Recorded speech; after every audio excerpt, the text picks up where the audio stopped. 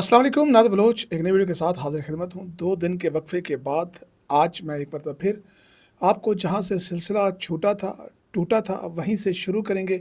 और यकीनन बहुत सारे दोस्तों के मैंने मैसेजेस पढ़े हैं यूट्यूब पर कि हम आपको जो सानिया मुरीद के हुआ हुआ उसके ऊपर सुनना चाहते हैं, मज़ीद इन्फॉर्मेशन चाहते हैं। यकीनन ये मेरे व्यूअर्स का हक़ भी है और वो सोच भी रहे होंगे कि मैं 2 दिन कहाँ था। ज़ाहिर है कि मैं ख़बर की खोज में मुसलसल 2 रोज़ ड्राइविंग करता रहा, चलता रहा और पूरा जो जीटी रोड जो है वो छान मारा है और मैं कहाँ तक गया हूँगा, यकीनन इसके आपको मैं बताने की ज़रूरत नहीं है, क्योंकि मसला ये था कि बहुत सारे लोग टीएलपी के जिनके एंड से इन्फॉर्मेशन लेनी है, अब वो ज़ेर ज़मीन है, वो उनका कोई पता नहीं चल रहा। बहुत सारे सवालात हैं कि जो उनसे करने वाले हैं, लेकिन बहरहाल कुछ मुलाकातें, कुछ इंपॉर्टेंट चीज़ें जो आपके साथ शेयर करनी है। 2 बड़ी अहम इन्फॉर्मेशन है। एक ये कि अ, इंटेलिजेंस रिपोर्ट्स क्या ऐसी थी कि जिसकी बुनियाद पर इतना बड़ा ऑपरेशन किया गया, उसके ऊपर एक बहुत बड़ा दावा, एक बहुत बड़ी रिपोर्ट है। और दूसरा, टीएलपी के एंड से एक बंदा मिला जिसने मुझे कुछ शवाहिद भी पेश किए हैं, कुछ चीज़ें भी पेश की हैं और जल्द वो खुद जब मंज़र आम पर आएँगे तो वो मेरे इंटरव्यू की शक्ल में या किसी और शक्ल में आपके सामने बहुत सारी चीज़ें सामने लाएँगे, जिससे आपको पता चलेगा कि टीएलपी की क़यादत की सतह पर क्या हुआ और किस अंदाज़ में आम वर्कर जो है वो बेचारा इस कहते हैं ना भट्टी की आग में जल गया और रियासती उसमें जो हुआ उसके सामने आपने देखा। बहुत सारी चीज़ें हैं जो आपके साथ यकीनन शेयर करनी है। इससे पहले कि हम आगे बढ़ें, आपसे दरख्वास्त है कि अगर आपने हमारे इस नए यूट्यूब चैनल को सब्सक्राइब नहीं किया, चैनल को सब्सक्राइब कर लीजिए, बेल आइकन को प्रेस कीजिए ताकि आने वाली हर वीडियो का आपको नोटिफिकेशन मिल सके। यूँ आपको और हमारा ताल्लुक जो है वो जुड़ा रह सके। और आखिर में कमेंट सेक्शन में अपनी कीमती राय का इज़हार ज़रूर कीजिएगा। दोस्तों, यकीनन 2 दिन मैंने कोई वीडियो नहीं की, मैं अपने अपीयर नहीं हो सका। मैंने सफ़र किया और उससे पिछली वीडियो में मैंने हल्का इशारा भी दिया था कि मैंने सफ़र करना है और उस वजह से ज़ाहिर है कि जहाँ पे ठहरना, बैठना और चीज़ों को नहीं हो सकता था, आपसे राब्ता नहीं हो सकता था। तो लिहाज़ा आज कुछ चीज़ें, सबसे पहले तो ये है कि मैं एक दावा है इंटेलिजेंस रिपोर्ट्स के हवाले से, एक हमारे दोस्त हैं जहाँ ज़ेब अली और आजकल अमेरिका में होते हैं, उन्होंने एक कुछ चीज़ें शेयर की हैं और उसके ऊपर मैं चाहूँगा कि आपको वो चीज़ें सामने रखूँ। फिर जो मेरी टीएलपी के एंड पे किसी ज़िम्मेदार बंदे से बात हुई है, उसके दोनों मिलाएँगे और दोनों को जोड़कर मैं पेश करूँगा, तो आपको चीज़ें समझ आएँगी कि हुआ क्या है और कहाँ किसका कसूर था। अब जनाब, जो जहाँ ज़ेब अली ने इन्फॉर्मेशन दी है, उस पर बात की है, वो ये है कि वो कहते हैं कि जनाब अमेरिका में होते हैं, वाशिंगटन में, और उसका ट्रैवल चलता रहता है। उसकी एक हसास इदारे के एक अहम ओहदेदार से उसकी मुलाकातें जारी रहती थी। बहुत सारी चीज़ें वो अ, उनसे उनकी टेक लेते थे, उनसे बात करते थे, चीज़ों को समझते थे, अंडरस्टैंड करते थे। और आज तक उन्होंने इस तरह की इन्फॉर्मेशन पब्लिक नहीं की, लेकिन फ़र्स्ट टाइम ऐसा हुआ कि वो कहते हैं कि मैंने उसकी इजाज़त ली है ताकि लोगों तक इन्फॉर्मेशन पहुँच सके और उनको पता चल सके कि हुआ क्या है एक्चुअल और क्यों ऐसा इस हद तक रियासत को जाना पड़ा है। बकौल उनके कि ज़ाहिर है कि गवर्नर सलमान तासीर के वाक़े के बाद रियासत के अंदर एक बेचैनी थी, सोच-विचार थी कि जो भी जिसने हलफ़ उठाया हो, घाट पे हो, किसी की सिक्योरिटी पर हो, वो अगर इस सतह पर हो जाए तो फिर सोचना पड़ता है। बकौल उनके कि एक बाकायदा एक इंटरव्यू कॉल किया गया था कि उसके ऊपर बाकायदा दरख़्वास्तें ली गई थी, एक सिक्योरिटी से मुताल्लिक़ ही कुछ सीटें थी जिनको फ़िल करना मकसूद था और उनमें एक ख़ामोशी के साथ बहुत सारे सवालों में एक सवाल ये भी था कि क्या गवर्नर सलमान तासीर के साथ जो हुआ वो दुरुस्त था या गलत था? कहा जाता है कि 95% लोगों ने कहा कि ठीक हुआ है। तो यहाँ पर बड़ी बेचैनी और बहुत परेशानी कहते हैं वो देखने को मिली और यहाँ से पता चला कि हमारे माशरे में हो क्या रहा है। अदालतें एक तरफ हैं और एक तरफ ज़ाती जो है वो फतावे और लोगों को इश्तिहाल दिलाना और बहुत सारी और कहते हैं कि चीज़ें थी कि जिनमें माइनॉरिटीज़ के साथ जिस अंदाज़ में ट्रीट किया जा रहा था, बहुत सारे जो ब्लास्फेमी इश्यूज़ थे और अदालतों के ऊपर प्रेशर था। तो बड़ी देर से सोचा जा रहा था, इसके ऊपर सोच विचार थी कि इसको कैसे काबू किया जाए, इसको कैसे कंट्रोल किया जा सके। तो इसके ऊपर जनाब बाकायदा एक जो है वो एक, मैं तो उसको कहूँगा कि जाल बिछाया गया है। अगर उस सारे सिनेरियो को देखी जाए, उन सारी इन्फॉर्मेशन को कलेक्ट किया जाए, बात की जाए, तो टीएलपी की क़यादत को कहा गया कि आप बिस्मिल्लाह करें, एक एहतजाज करें आप गज़ा के नाम पर और शायद पैसे भी दिए गए हों, ये उधर से दावा है। और वो जो पैसे बरामदगी शो की जा रही है, कहते हैं कि ये वो वही पैसे थे। جو لیے گئے کہیں سے بھی جس سے بھی جیسے بھی.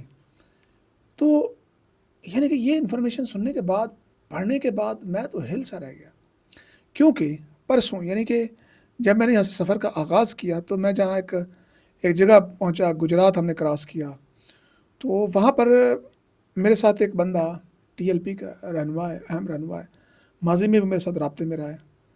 تو وہ بڑا پریشان تھا، اس کے گھر پہ چھاپے لگ رہے تھے، وہ گھر تالا لگا کے وہ غائب تھے. وہاں پہ جس مسجد میں وہ پڑھا کہتے ہیں لاہور کی، وہاں پر وہ کرتے تھے، وہاں پر بھی سلسلہ ختم ہو گیا. اب وہ ایک بنجاران بندہ بنا ہوا، یعنی کہ کبھی ادھر تو کبھی وہاں کبھی کہاں. تو انہوں نے مجھے اپروچ کیا، میں نے نہیں کیا، انہوں نے کیا، میں آپ کو اگین بتا رہا ہوں. تو انہوں نے کہا نادر بھائی میں کچھ چیزیں آپ کے ساتھ شیئر کرنا چاہتا ہوں، کچھ چیزیں میں آپ کو بائی فیس جو ہے وہ پرووائڈ کروں گا، لیکن ابھی سر دست میں اپنے آپ کو نہیں بتا سکتا. میں نے کہا کہ آپ بتائیں، میں آ جاتا ہوں، لیکن کیونکہ وہ ذرا اعتماد کی بات بھی ہوتی ہے، اور بعض اوقات سم ٹائم یہ ہوتا ہے کہ آپ کو یہ بھی لگ رہا ہوتا ہے کہ آپ اگر اپنی لوکیشن شیئر کریں گے تو آپ پکڑے جائیں گے. اب وہ پتہ نہیں کہاں آ کر وائی فائی ڈھونڈتے ہوں گے اور وہاں سے کمیونیکیٹ کر کے وہ پھر کہاں نکل جاتے ہوں گے، اس بارے میں کچھ بھی نہیں کہا جا سکتا. لہٰذا میں نے ان کے اوپر زور بھی نہیں دیا. میں نے کہا ٹھیک ہے، آپ جو انفارمیشن شیئر کرنا چاہتے ہیں وہ میرے ساتھ ضرور کریں. ان کے بقول کہ نادر بھی میں کلمہ پڑھ کے اللہ اور رسول کو میں نے جان دینی ہے اپنے، یعنی کہ وہ جو ایک کسی کو بھی یقین دلانے کے لیے، اعتماد دلانے کے لیے قسم اٹھائی جا سکتی ہے، اس اہم رہنما نے وہ قسم اٹھائی. وہ بندہ علامہ خادم حسین رضوی کے بھی قریب رہا، ان کی تصاویر سب کچھ ان کے سامنے. تو وہ کہتے ہیں کہ نادر بھائی میں آپ کو ایک واقعہ سناتا ہوں، باقی کہتے ہیں آپ خود صافی ہیں، اس پہ انویسٹیگیٹ کریں، آگے جائیں. میں نے کہا بسم اللہ بتائیں کیا بتانا چاہتے ہیں آپ. کہتے ہیں ہوا یوں کہ یہ کوئی کہتے ہیں کہ مئی کی بات ہے، مئی 2025. کہتے ہیں اس وقت بھی پلان بنا تھا کہ ایک احتجاج کیا جاتا ہے اور وہ ہم فیض آباد سے امریکن ایمبیسی کا اعلان کریں گے. اور وہ کہتے ہیں کہ شورا کا اہم رکن موجود تھا، اس کی ٹیلی فونک کال چل رہی تھی جہاں سے ہدایات آ رہی تھی، بتایا جا رہا تھا، اور وہ کہہ رہے تھے کہ آپ نکلے وہاں سے. تو ایسا ہے کہ ہم آپ کو نا جب آپ اسلام آباد پہنچ جائیں گے، فیض آباد سے روانہ ہو جائیں گے، سرینا ہوٹل ہے اسلام آباد کا، جو اسلام آباد آتے ہیں ان کو پتہ ہے، جو مجھے پتا ہے ان کو بھی نہیں پتا کہ یہ سرینا ہوٹل کہاں پہ ہے، لیکن وہ مجھے انفارمیشن شیئر کر رہے تھے. وہ کہتے کہ سرینا ہوٹل، انہوں نے کہا کہ سرینا ہوٹل جب آپ پہنچیں گے نا تو وہاں پر ہم سرینا کو کلوز کر دیں گے کنٹینر سے، اور آپ کو ڈائیورٹ کر دیں گے ٹوورڈز ڈی چوک. جب ڈی چوک پہنچیں گے وہاں پر ہم مذاکرات کھیلیں گے. جب مذاکرات ہو جائیں گے پھر آپ گھر چلے جائیں گے، ہم اپنے اور آپ اپنے.